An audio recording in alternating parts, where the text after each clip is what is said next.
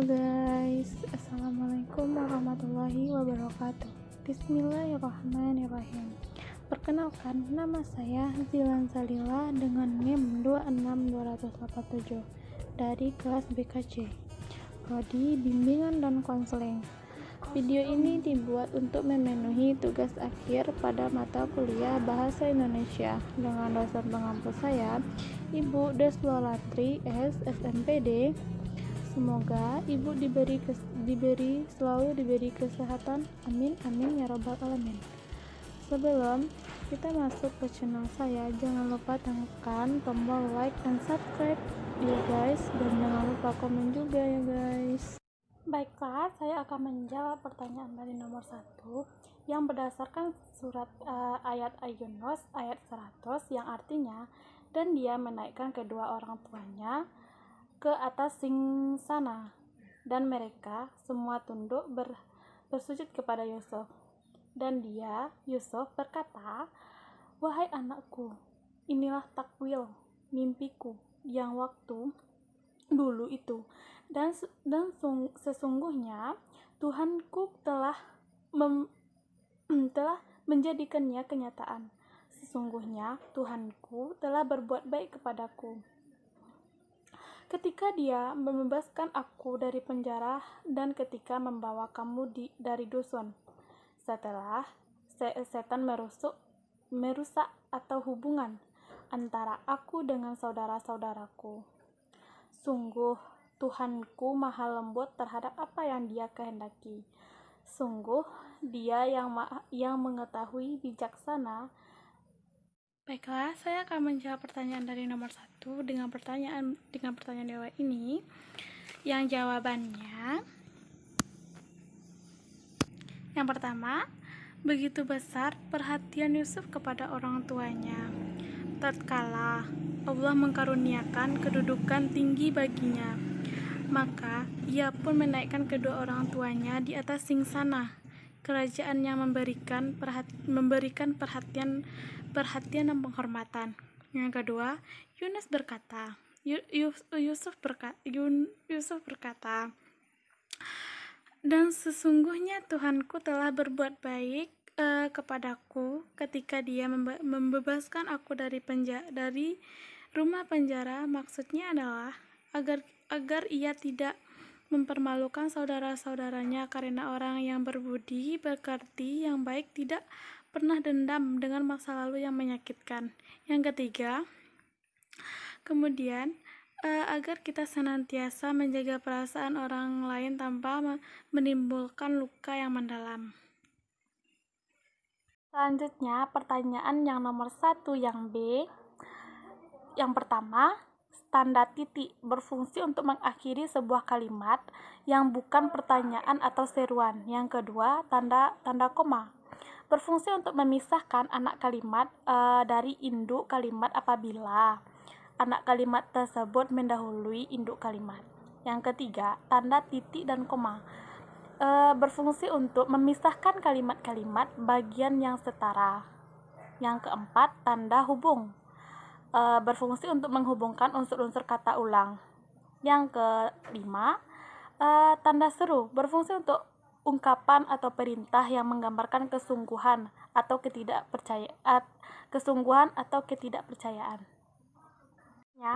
Selanjutnya, pertanyaan yang C.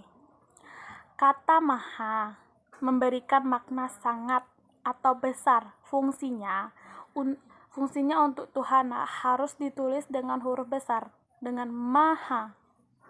Selanjutnya, nomor 2. Jawab dengan pertanyaan di bawah ini. Yang A, jawabannya, wujud kepedulian kita kepada bumi Syam adalah untuk membantu mereka dengan memberi kehangatan kepada bumi Syam dengan memberi bantuan kiriman pakaian yang hangat menyelimuti tubuhnya, dan kemudian mengirimkan mereka makanan untuk kebutuhan sehari-harinya. Selanjutnya, pertanyaan nomor 2 yang B, yang jawabannya 1. Ala kadarnya sama dengan seadanya. Yang kedua, dekapan sama dengan memeluk. Yang ketiga, kesulitan sama dengan kehilangan. Yang keempat, pakaian hangat artinya jaket atau baju yang tebal. Yang kelima, saudara artinya sama dengan sistem terbuka. Yang keenam, ekstrim sama dengan lewat batas. Yang ketujuh, musim sama dengan periode. Yang ke-8, blokade sama dengan penutup. 9, Jones atau pendukung atau pendukung atau penganut. 10, krisis artinya berbahaya. 11, ganasnya sama dengan membahayakan. 12, penghangatan atau memanaskan. 13, terkatung-katung sama dengan terombang-ambing. 14, bantuan sama memberikan sumbangan. 15, menghadapi artinya sama dengan membandingi. Selanjutnya pertanyaan nomor 3 dengan jawaban, saya sebagai bangsa Indonesia sangatlah bangga berbahasa Indonesia karena bahasa Indonesia ini adalah bahasa persatuan. Alasannya yang pertama, bahasa Indonesia adalah bahasa yang kaya, seperti bahasa Indonesia berakar dari bahasa Melayu, yang daerah utamanya yaitu daerah Riau, Pekanbaru, sebagai persatuan perkembangannya. Sehingga bahasa Melayu mendapat banyak pengaruh dari perdagangan dari Arab, Tiongkok, India, dan sebagainya. Yang kedua, bahasa Indonesia sebagai bahasa persatuan yang diraih dengan perjuangan, dengan tekad. Yang ketiga, bahasa Indonesia adalah bahasa yang rumit sekaligus serumit-rumitnya. Bahasa Indonesia bukan terletak pada sintaksis dan gramatikal. Keseruan bahasa Indonesia ini akan dimulai kita belajar dari pembentukan dan maknanya. Misalnya, beda dengan pertumbuhan dan penumbuhan, ataupun bernyanyi dengan menyanyi, itu sangat berbeda. Yang keempat, bahasa Indonesia juga dipelajari oleh bangsa lain. Yang terakhir, bahasa Indonesia ini banyak dipakai di negara-negara seperti Australia, Selandia Baru, dan Vietnam. Alasannya adalah saya bangga sekaligus menggunakan bahasa Indonesia dalam kehidupan sehari-hari saya. Dan kemudian saya bangga dilahirkan di negara ini, negara Indonesia. Yang pertama menggunakan bahasa Indonesia yang baik. Usaha yang saya lakukan adalah dengan menggunakan bahasa Indonesia yang baik dan benar. Selanjutnya, pertanyaan nomor 4.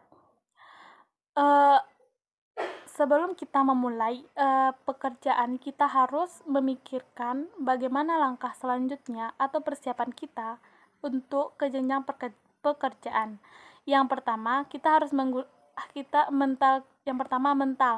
Alasannya yaitu kamu harus kuat, jangan merasa lemah, mulailah berpikir positif akan tanggapan di sekitarmu. Yang kedua, mengenal diri, yaitu mengetahui kelemahan dan kelebihan kita, kekurangan kita yang kita miliki, dengan memperbaiki sepenuhnya agar kita siap menghadapi dunia kerja. Yang ketiga, mengasah kemampuan. Mengasah kemampuan ini dapat membuat kita merasa percaya diri di lingkungan kerja, di lingkungan sekitar, dan di lingkungan manapun. Yang keempat, orang yang memiliki multi skill lebih mudah mendapatkan pekerjaan karena persaingan di dunia kerja saat ini sangat tinggi dan bahkan masih ditambahkan dengan sistem peraturan. Yang kelima, judul pidato saya adalah cara meningkatkan keimanan dan ketakwaan di masa pandemi ini. Alhamdulillahillazi hadana lihaza wa ma kunna linahtadiya laula an hadanallah. Asyhadu an la ilaha illallah wa asyhadu anna Muhammadar Rasulullah la nabiyya ba'da amma ba'du. Puji syukur kita ucapkan kepada kehadirat Allah Subhanahu wa taala, yang mana Dia telah memberi kita kesehatan sampai sekarang ini. Kemudian yang terhormat, dosen pengampu saya yaitu Ibu Deswalantri S. SMPD, serta teman-teman sekalian. Baiklah, saya tidak akan memperpanjang kata-kata mukadimah. Saya akan masuk ke judul pidato saya, yaitu cara meningkatkan keimanan dan ketakwaan di masa pandemi sekarang ini. Pandemi virus COVID-19 ini masih berlangsung di Indonesia dan negara-negara yang ada di dunia ini lainnya. Hal ini harus disikapi dengan tepat supaya masyarakat tidak mengalami depresi, karena harus disikapi dengan tepatnya supaya masyarakat tak mengalami depresi karena harus melakukan physical distancing.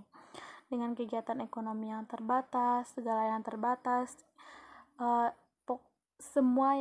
semuanya harus terbatas, sehingga Wakil Ketua Majelis Dakwah dan Pendidikan Islam Madani, Ustadz Ainu yakin mengatakan pandemi virus COVID-19 ini merupakan bagian dari ujian bagi umat Islam untuk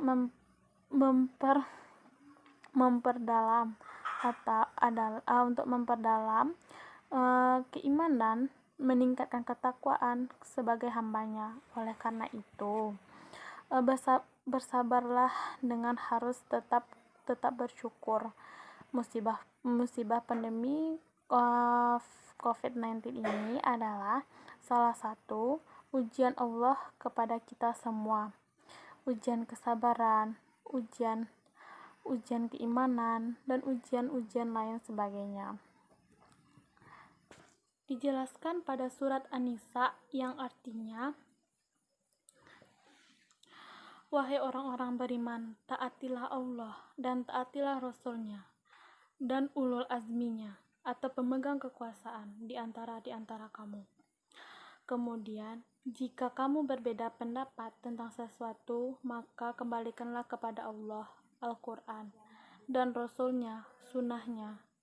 Jika kamu beriman kepada Allah dan hari kemudian, yang demikian itu lebih utama bagimu dan lebih baik akibatnya. Dengan terjemahan surat An-Nisa di atas, kita harus semakin memperbanyak doa dan memohon ampunan kepada Allah agar wabah ini segera berlalu. Secara pribadi ada peningkatan kualitas keimanan dan ketakwaan serta pendalaman keagamaan. Dari pidato ini terdapat banyak pelajaran dari berharga yang dapat kita ambil sebagai umat Islam. Harus banyak beribadah, ketakwaan, serta memperdalam ilmu, serta kita harus menjaga kebersihan lingkungan, kebersihan rumah, kebersihan dan lain sebagainya. Sekian pidato dari saya. Semoga bermanfaat. Assalamualaikum warahmatullahi wabarakatuh. Sekian jawaban dari 5 pertanyaan saya. Kemudian terima kasih kepada teman-teman yang sudah nge-like and subscribe channel saya. Terima kasih. Assalamualaikum.